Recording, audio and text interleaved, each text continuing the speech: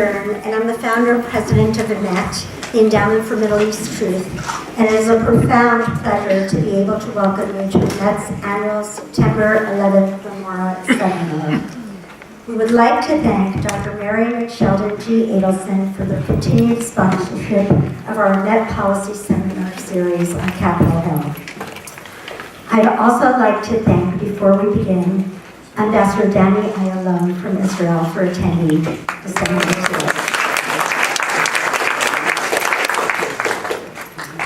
Exactly 16 years ago today, on a beautiful, clear, crisp day, just like today, America lost its innocence.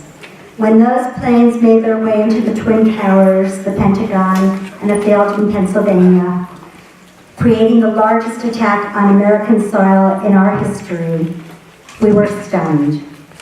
We were immediately awoken out of our slumber to the fact that there are people in the radical Islamic world that despise us simply because of who we are. And nearly 3,000 innocent Americans paid that ultimate price on that fateful day for us to learn this lesson. However, sometimes I think we woke up, but we put our hand on the snooze button.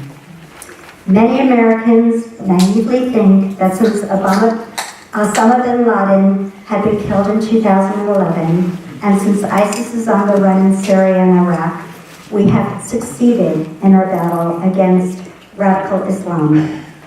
That delusion is far from the truth, and perhaps a delusion of a far greater magnitude in terms of perilous consequences for the United States and the free Western world is that with the nuclear deal that the Obama administration had brokered with the Islamic Republic of Iran, we freed ourselves of the threat of an Iranian nuclear attack on our shores.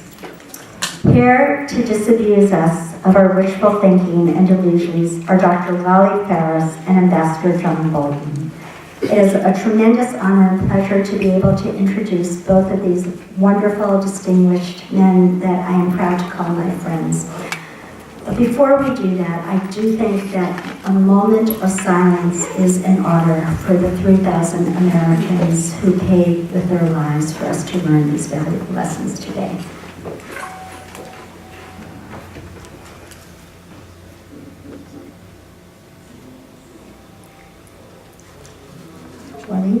Good morning, ladies and gentlemen. Thank you for being here. Sarah, I'd like to thank Emmett for all the excellent job done for many years on the front of the war of ideas. That is to provide education for the American people and also for the international community as to who we are confronting, what are the kind of threats that we are facing. Thank you also for working years ago on making sure to have an outreach to many communities in the Middle East that also see eye to eye with us. They are also threatened by the jihadi menace. I'm proud to be here today on 9/11. Very happy and honored to be sharing a panel with a distinguished speaker, Ambassador Bolton, who is a national treasure in terms of strategic thinking here in America.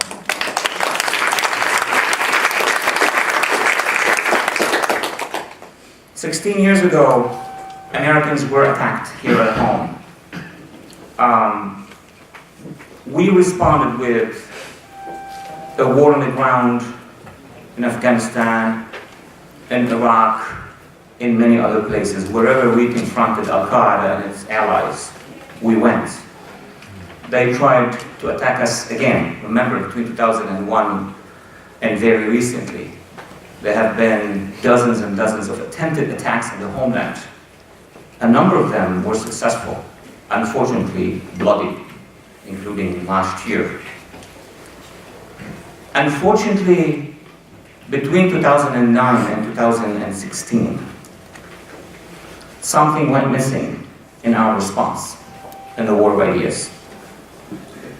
The previous administration let go of the designation of the ideology, which was responsible for fueling the attacks against the United States, not just on 9/11, but also in 1993, against New York City, and in 2008, against our embassies in East Africa, and against the USS Colt, and many other missed opportunities for the terrorists. That whole of 8 years is very important to understand, because for all these years we haven't been able to provide to our American public, I'm saying as a government, as an administration, a direction as to who is that enemy, what fuels that enemy. And as a result of that, I would say today that in 2017, we have to begin again in re-engaging in the war of ideas, in efforts for education as if we were in 2008. That's a very important point, because many questions will be raised about how is it that the American people is not able to configure what's the threat, who's the enemy. Well, precisely because we had those 8 years of absence. It does not mean that the previous years were complete and full success, but it means that we have a lot of work to do ahead of us. So, in my short remarks today, I would like to quickly, as Sarah has asked me to do, to go over one of the two threats. We as Americans, as an international community, as Arabs, as Israel, as allies around the world, have been facing, not just from 9/11, since 9/11, but I would say between 1983, when the Marines barracks were bombed in Beirut. That was still the Cold War. Between 1983 and 2017, we have been confronted by two forces, if you want to summarize them. On the one hand, you have the jihadi Salafi network, which encompasses many forces, ranging from the ideological warfare of the Muslim Brotherhood all the way to Al-Qaeda and ISIS and everything in between. That's the largest web that we are engaging. But then there's another web that the ambassador is going to be addressing, which is the Iran-led axis in the region. And he will cover that. To make it very short, the enemy who attacked the United States on 9/11 was inspired by an ideology which basically was announced and spread in the modern world, obviously of post-World War I, in the 1920s by a number of ideological schools. You could name many. But those schools, I can define them as Salafi Jihadi, to the center of which you have one organized body, you have to admit that has been able to survive decade after decade and create one of the largest ideological machines that history has known. After the Bolsheviks, after the fascists' threats of the 30s and the 40s, a single long-term ideological threat was developed by these Salafi jihadis, at the center of which the Ikhwan, the Brotherhood. During the Cold War, the Brotherhood had long-term patience. Do you remember a few years ago, Washington was talking about strategic patience? Well, the most resilient strategic patience was the one developed by the Brotherhood. They knew that at the end of the tunnel, their tunnel, they want to establish a caliphate. Nobody argues with that. Today the Arab world is aware. Today there is a coalition in the Arab world that understood that threat, which is not just against us, but against many of the Arab countries and Middle Eastern countries as well. Throughout the Cold War, the AMD were able to develop long-term strategies of indoctrination. That comes before radicalization. Indoctrination. The largest pools that we have been facing with over the past many decades, including since 9/11, specifically after the Arab Spring, we always ask this question in the media, right? Where are these pools coming from? That these pools are not self-generated, they are created by networks with long-term strategic patience, and of course petrodollars, and of course resilience.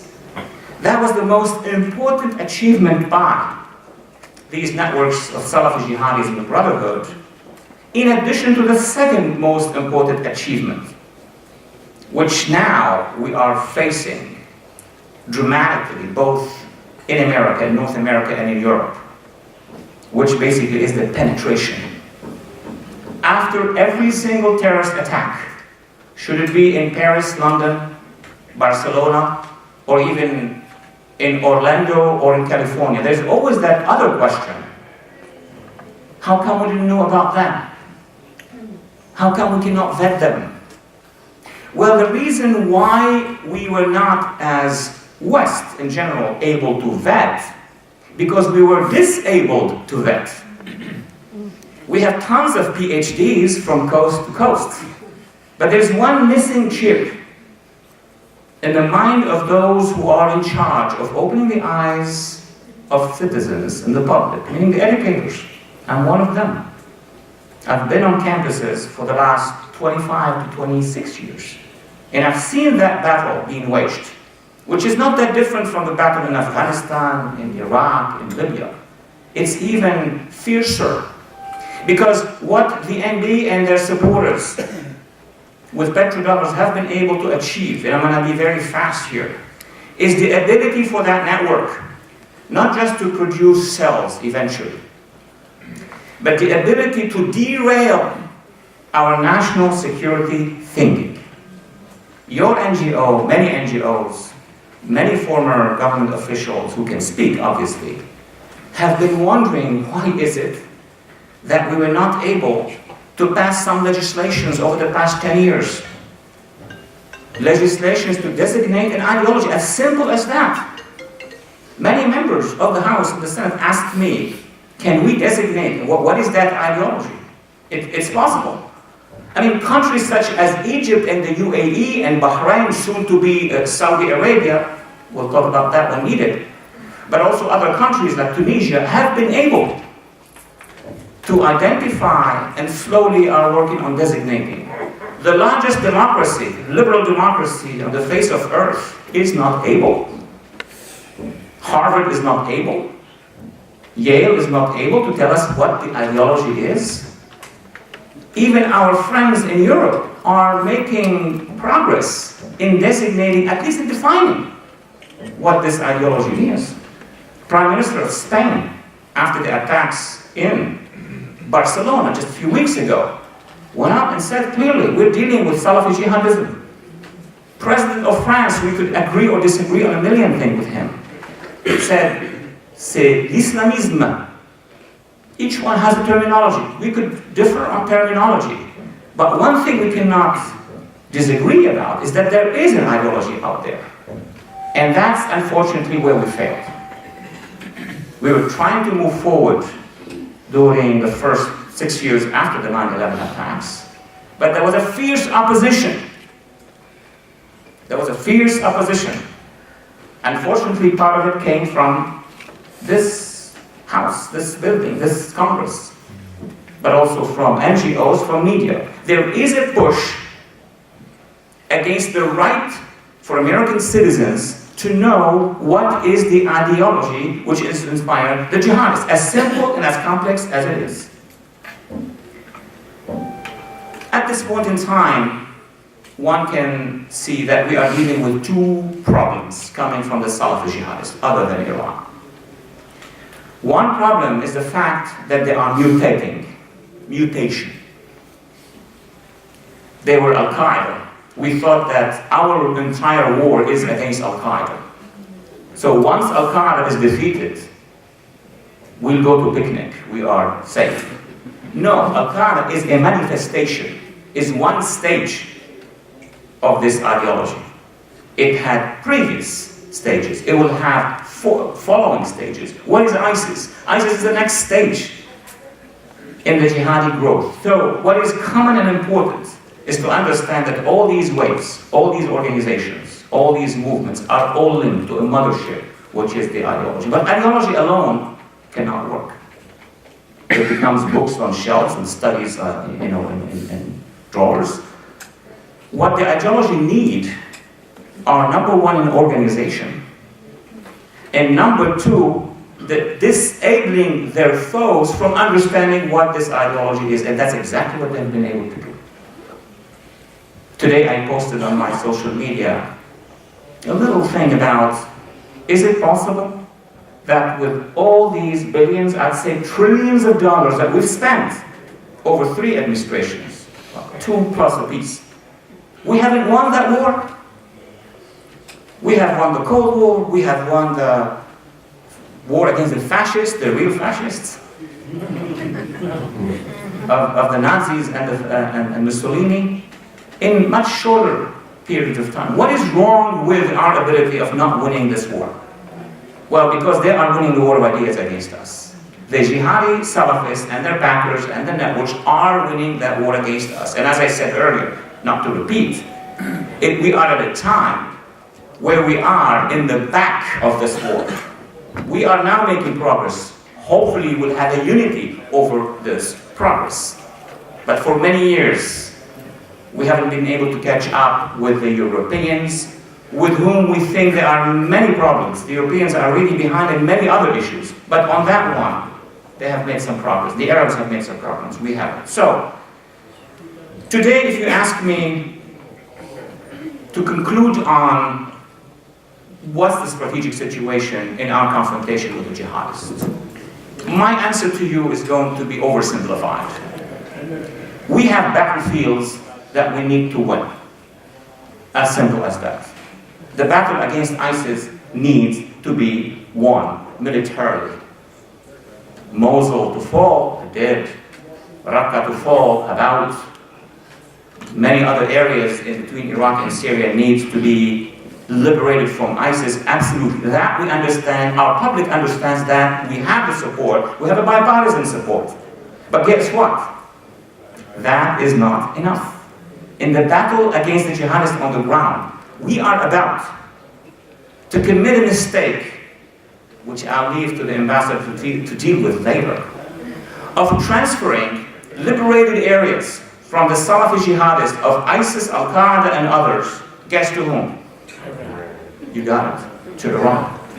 I don't need to add anything here.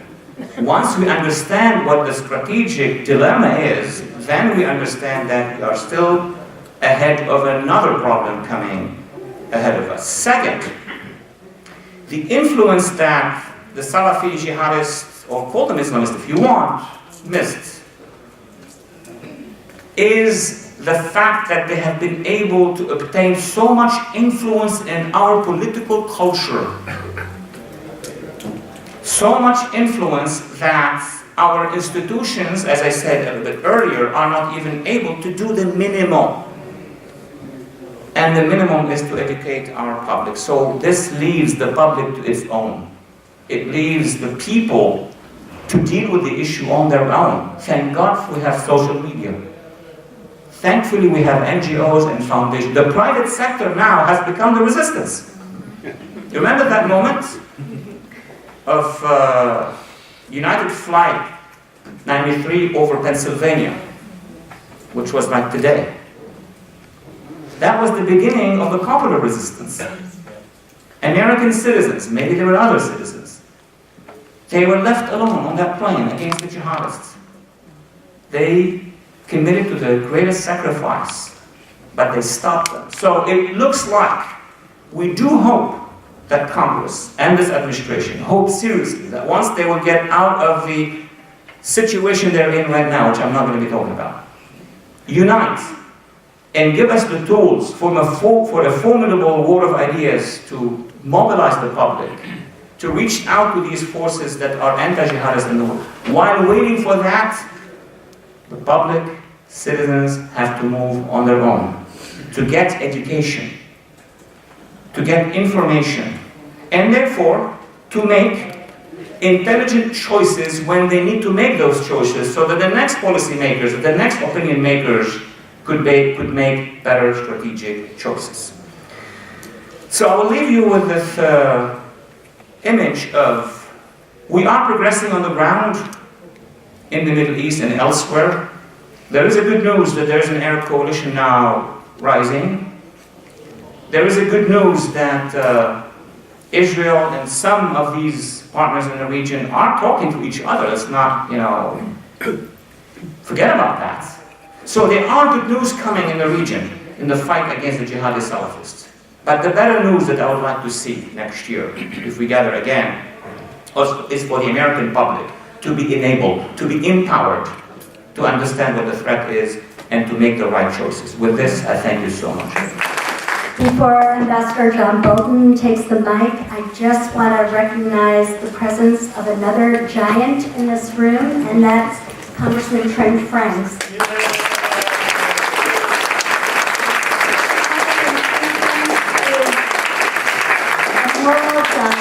He is the chair of or the co-chair of the Israel Allies Congressional Caucus. He is the chair of the EMP Threat Caucus. He is on the House Armed Services Committee and Judiciary Committee, and among these wonderful national treasures, he again is a national treasure. Thank you very much for being here.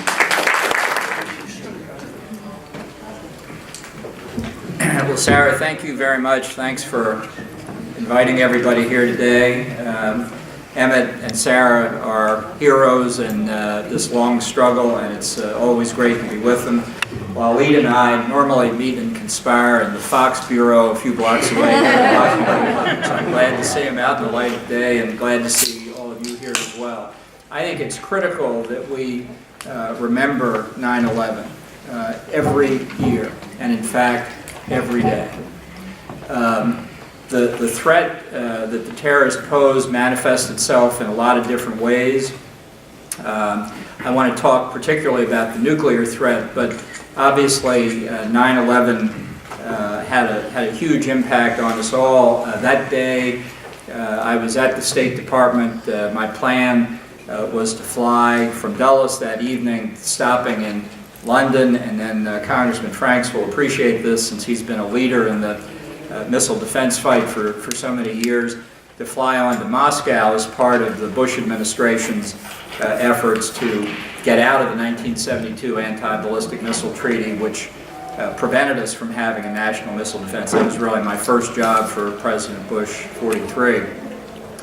Obviously, Dulles was closed, as were all of our airports after the attack. Secretary Powell was coming back from Latin America. He was not in Washington on the day of the attack. Obviously, he canceled the rest of his trip. And we were up all night at the State Department and through the day. And when he came back in the early morning hours, he was summoned to the White House for a meeting so they could have a conference call with the president, who had not returned at that point. And he came back and said, the president wants you to get a Pentagon plane to go to Moscow tonight, or at least tomorrow morning, to conduct the negotiations you were going to conduct to get us out of the ABM treaty. That he wants to make it clear that not only are we less concerned, not less concerned about having missile defense, this attack, even though by airplanes, has made us even more concerned about the threats that the rogue states pursuing nuclear weapons pose to the United States and its friends and allies. And I've really always viewed the nuclear threat from the proliferation perspective as a terrorist threat. North Korea, Iran are don't pose a military danger to the United States. Their principal threat is to kill innocent American civilians or civilians of other countries in their regions, or to sell these weapons to terrorists who would kill civilians. They're terrorist weapons, and the threat to acquire and use nuclear weapons in that sense is a terrorist threat, and has to be treated as such. Now, in the news most recently, we've been watching North Korea, and although it's not an Islamist state, let's not forget that it got critical elements of its nuclear program, including, we think, the weapons designs from A.Q. Khan of Pakistan, who was an equal opportunity weapons proliferator. He sold to North Korea, he sold to Iran, he sold to Libya, that we know of. And I have have no doubt that North Korea and Iran have cooperated on their ballistic missile programs for 25 years, if not more. And I feel certain that the evidence is there. They've cooperated on the nuclear weapons programs as well. The ballistic missiles are just delivery systems for the weapons. They both have the same AQ-CON weapons designs. And in another anniversary that took place this month, the 10th anniversary, September the 6th, of the Israeli Air Force destruction of a nuclear reactor being constructed in Syria, being constructed by whom? By North Koreans. Now, were the North Koreans in Syria because of the long historical and cultural relationship between North Korea and Syria? Obviously not. They were being paid by somebody to build that reactor. It wasn't for peaceful purposes. It was nowhere near what we laughingly refer to as Syria's electrical grid. It was out in the middle of the desert. It was obviously weapons related, and I feel certain financed by Iran. And that's why after the destruction of the reactor, I also worry that the lesson Iran learned is don't put your illicit activities anywhere close to where Israeli intelligence can find them. And so that the day may come when history will show that much of Iran's program is now under a mountain in North Korea, which is why dealing with North Korea is not a separate problem from dealing with Iran. They are essentially the same problem. And from the proliferation perspective, I think that's clear. Now look, Iran is the contemporary source of the terrorist threat in the modern world. It was the 1979 Islamic Revolution that brought this radical Shia regime, to be sure, to power. But the inspiration it gave to radicals all over the Middle East has been profound and lasts to this day in complicated ways. Iran, as Walid said, is pushing its influence as ISIS is defeated militarily to construct an arc of control from all the way from Iranian territory through the Shia Iranian-dominated government in Baghdad into Assad, Syria, and Hezbollah-dominated Lebanon. And this is really one of the fundamental threats that Iran poses, that somehow in that 8-year gap that Walid referred to, we've begun to realize we made some terrible mistakes. And one of the worst was the 2015 deal that the Obama administration agreed to with Iran that was embodied in UN Security Council Resolution 2231, not just the Joint Comprehensive Program of Action, but also the ballistic missile deal, both of which are attached to Resolution 2231. This is one comprehensive deal. We've also learned there were other aspects to this deal, release of hostages in exchange for $1.5 billion of your tax money, 400 million of which was delivered in cash, courtesy of the Obama administration. But it really emphasizes, I think, a critical point. You have to look at the Iranian threat comprehensively, and not simply through the lens of one particular agreement or one aspect of the agreement, which is why we have seen in the Trump administration the debate over what to do about the Obama nuclear deal with Iran. Now, my preference has been clear for a long time. I think that the 2015 agreement was a diplomatic catastrophe for the United States, probably the worst negotiated deal in American diplomatic history. It should have been abrogated on January the 20th. That was my hope, but hasn't happened yet. But we're coming up on another decision point with the third certification faced by the Trump administration under the Corker-Cardin legislation, which was a congressional swing and a miss of trying to exercise its legitimate constitutional responsibilities in the foreign affairs field, but requires a number of certifications by the administration, most important of which is that the nuclear deal is in the vital national interest of the United States. Now, I just drop a little footnote here. There's a lot of debate about the certification that Iran is complying with the deal. That's not what it really is about. It's much broader than that. And that's why I think it underlines why the administration should make a strategic decision, not a technical, tactical decision, but a strategic decision about what's wrong not only with this deal, but with the prior administration's entire approach to the Iranian threat in the nuclear field, in connection with its function as the central banker of international terrorism, and in connection with its military maneuvers in the Near East. Now, the fact is that there are a lot of reasons not to certify this deal and to continue with it. Most basically, the deal itself is a mess. It's poorly written, it's poorly negotiated, its provisions are vague and elastic. Really, Iran has enormous flexibility under this deal without ever necessarily being in quote-unquote technical violation. But even there, the violations are clear. They've been highlighted recently: excess production of enriched uranium, excess production of heavy water, excess capacity in advanced centrifuges, refusal to grant inspections to the International Atomic Energy Agency, no one of which may be truly material on its own, but as forming a pattern and is indicating the Iranian willingness to press the envelope, I think, very clear. And all of that is exacerbated by the truth that dare not speak its name when it comes to Iran, and that is, we do not know with high confidence where all of Iran's nuclear facilities are. So we can have international verification of known facilities that doesn't tell us anything about the ones we don't know about, which, as I mentioned before, could be in North Korea.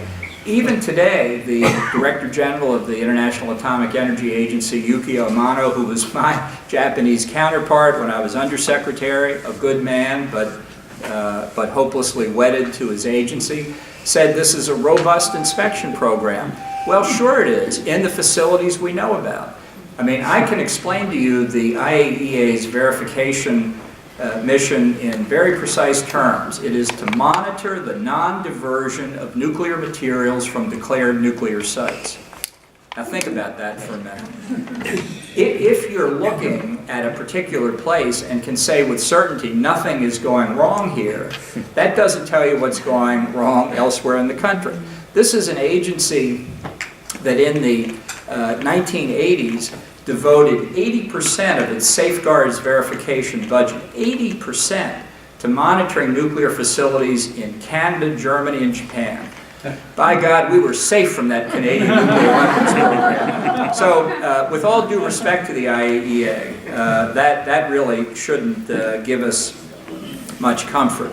Moreover, we've seen just in the past few weeks, Ali Akbar Salehi, the head of the Atomic Energy Organization of Iran, and other Iranian leaders say, we can restart our full-fledged uranium enrichment program in 5 days.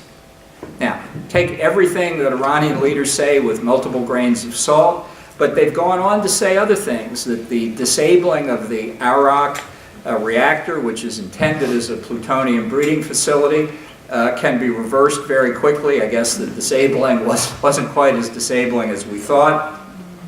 And there are any number of other indications they've given of something we knew all along, that the concessions that Iran made on its part to get this very advantageous deal were trivial and easily reversible. And in this broader context that we've addressed here today, Iran has not in the slightest moderated its ideology or its behavior. It is using the destruction of ISIS to create this arc of control that I referred to. It is positioning itself to be capable not only of defensive but offensive behavior from that territory, right on the border of Israel. We're talking about the possibility of permanent bases for Iranian troops on the soil of Syria. We know already that the Iranians are constructing new missile facilities in northern Lebanon and Syria. And the Arab states in the region are as worried about this as Israel itself. And then finally, last but certainly not least, let's remember our own deployed forces all across the Middle East, which are as much on the front lines with Iran as our troops in South Korea are with the North Koreans. They are at risk and there's a substantial part of our population that would just as soon see them pulled back to the United States, which would be a huge error for our country and for our friends in the region. Now, when you put all this together, to me, there is simply no argument about continuing this Iran deal, period. And it's not just a question of the president not certifying next month. He should withdraw from the deal entirely. There's a new theory out that we won't certify, but we'll stay in the deal. Now, you know, one shoe off and one shoe on may appeal to your 3-year-old at home. That's not the way you conduct American foreign policy. We should cut and cut clean from this, as Paul Laxalt once said, get out of this deal, and then do what we need to do with our friends to protect the United States against the threat of Iran's use of nuclear weapons or its use of nuclear weapons for blackmail and extortion for countries in the region and around the world. This proliferation threat is real. Those of us who are baby boomers lived through the days of duck and cover drills in our elementary schools against the threat of a Soviet nuclear salvo. It may be that North Korea and Iran don't have that yet, but who wants to return to those happy days? If we don't deal with this nuclear threat, the overall terrorist threat around the world will be magnified beyond calculation. And the terrible risk to the United States and our friends is that the next 9/11 will be nuclear. That we have to avoid. Thank you very much.